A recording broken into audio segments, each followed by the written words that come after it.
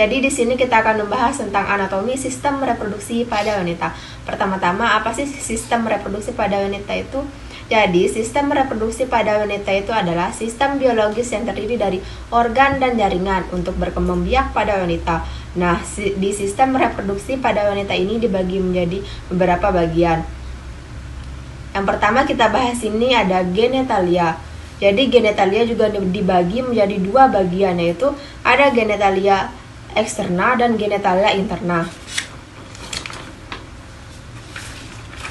Jadi ini tuh contoh genitalia yang eksterna atau alat kelamin wanita yang tampak dari luar. Dan ini tuh ada genitalia interna atau alat kelamin wanita yang tampak dari dalam. Nah, jadi yang ini tuh adalah genitalia eksterna. Apa sih genitalia eksterna itu? Jadi genitalia eksterna ini adalah alat kelamin wanita yang tampak dari luar. Terdiri dari apa saja sih genitalia eksterna ini? Yaitu terdiri dari mons pubis, lalu ada klitoris dan uretra, dan ada selaput darah atau himens, ada vagina, dan ada labia mayor, dan labia minor, dan anus. Nah, jadi di genitalia eksterna ini ada dua kelenjar, yaitu ada kelenjar Bartholin dan ada kelenjar skin. Di mana sih letaknya kelenjar Bartholin ini? Jadi kelenjar Bartholin ini terletak di sisi vagina. Nah, ini tuh fungsinya untuk melumasi vagina. Dan ada juga kelenjar skin. Di mana sih letaknya kelenjar skin? Kelenjar skin ini terletak di sampingnya uretra. Dan fungsinya untuk menghasilkan selaput lendir. Selanjutnya kita akan membahas tentang genitalia interna. Pertama, apa sih genitalia interna ini? Jadi genitalia interna adalah alat kelamin yang tidak tampak dari luar, artinya dia berada di dalam. Nah, genitalia ini terdiri dari apa saja sih? Yang pertama ada uterus. Uterus bisa disebut juga dengan rahim. Di sini tempat disimpannya sel telur yang sudah dibuahi hingga menjadi janin atau siap untuk dilahirkan. Nah, lalu ada ovarium. Ovarium tempat terbentuknya sel telur dan hormon seksual pada wanita seperti hormon estrogen dan progesteron. Kemudian ada tuba Fallopi. Nah, fungsi dari tuba Fallopi ini sebagai jalur sel telur yang dari ovarium menuju ke uterus saat terjadinya ovulasi. Nah, di ovarium ini juga terjadi antara pertemuan sel telur dan sel sperma. Kemudian ada serviks. Di serviks ini tempat terbentuknya selaput lendir. Nah, fungsi dari selaput lendir untuk membantu sperma masuk melalui vagina. Selanjutnya kita akan menjelaskan tentang pelvis. Jadi pelvis itu dibagi menjadi dua bagian, yaitu ada pelvis mayor atau bagian atas, lalu ada pelvis minor bagian bawah. Pelvis mayor itu bisa disebut juga dengan vals pelvis. Letaknya itu di linea terminalis. Lalu fungsi dari pelvis ini untuk menyokong organ abdomen. Lalu selanjutnya kita akan membahas tentang pelvis minor. Pelvis minor ini bisa disebut juga true pelvis. Letaknya di linea terminalis, fungsinya untuk menyokong organ reproduksi. Jadi di sini saya akan membahas bagian-bagian panggul secara garis besar. Panggul dibagi menjadi 4 bagian. Di sini ada tulang os coxae, 2 tulang os coxae. Di sini ada tulang sacrum. Lalu ada tulang coccygeus. Lalu di tulang koksa ini dibagi menjadi tiga bagian, yaitu ada os ilium dan os ischium, lalu ada os pubis. Lalu di ilium ini dibagi lagi menjadi yang tebal ini namanya crista iliaca, lalu yang di ujung sini namanya spina iliaca, lalu yang di depan sini namanya spina iliaca anterior superior, dan di belakang sini namanya spina iliaca anterior inferior. Di sini ada spina iliaca posterior superior, dan di belakangnya spina iliaca posterior inferior. Bagian isium ini dibagi menjadi beberapa bagian lagi. Yang ini namanya tuber ischiadica, lalu yang bulat dan melingkar ini namanya foramen obturatorium, dan yang seperti mangkuk ini namanya acetabulum. Lalu yang menonjol di bawah ini, yang ini namanya spina ischiadica. Selanjutnya di bagian pubis ini dibagi lagi menjadi yang ini namanya ramus superior osis pubis, lalu yang di sini namanya ramus inferior osis pubis, lalu yang segitiga ini namanya arcus pubis. Selanjutnya kita ke bagian sakrum. Jadi yang menonjol ini namanya promontorium, lalu yang berlubang-berlubang ini namanya foramina sacralia anterior, lalu yang paling bawah ini namanya os coccygeus. Jadi di coccygeus ini terdiri dari 3-5 ruas tulang. Selanjutnya saya akan menjelaskan tentang artikulasio. Di sini ada artikulasio sacroiliaca yang menghubungkan tulang ilium dengan isium.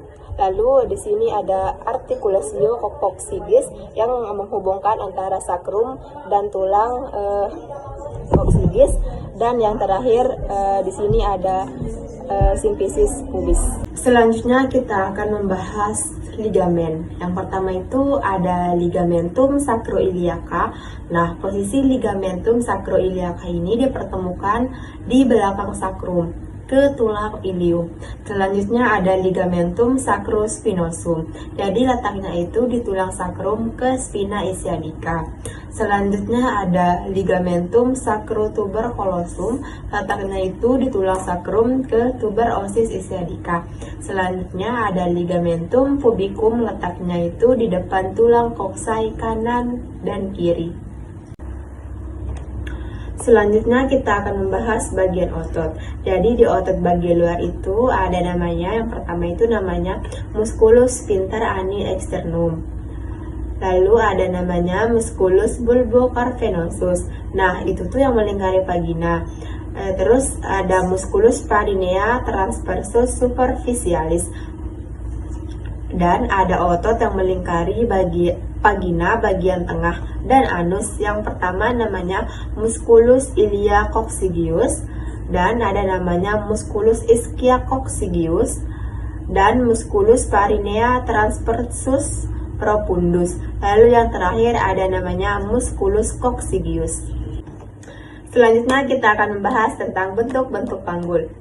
Bentuk-bentuk panggul ini terbagi menjadi 4. Yang pertama bentuk panggul ginikoid, yang kedua ada android, yang ketiga ada atropoid, dan yang keempat ada namanya platypeloid. Jadi, pertama kita akan membahas bentuk panggul ginikoid. Bentuk panggul ginikoid ini hampir seperti lingkaran. Panggul seperti inilah yang banyak ditemukan, dan 41% wanita memiliki bentuk panggul seperti ini. Di bentuk panggul ginikoid ini, spina ischiadicanya tumpul dan tidak menonjol, serta arcus pubisnya membulat. Jadi yang kedua kita akan membahas panggul android. Nah, untuk panggul android ini hampir mirip dengan hati.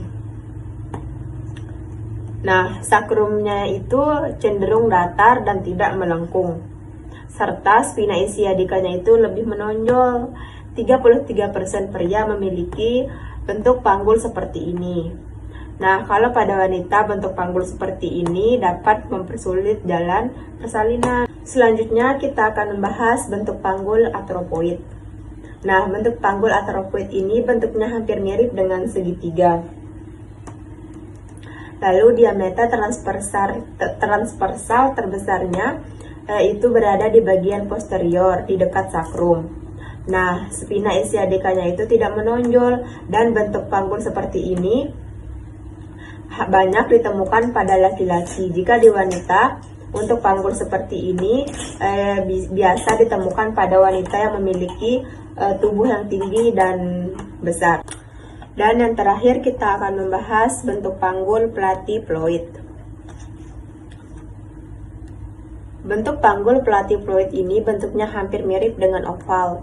Diameter transversalnya itu lebih besar daripada diameter antara posteriornya.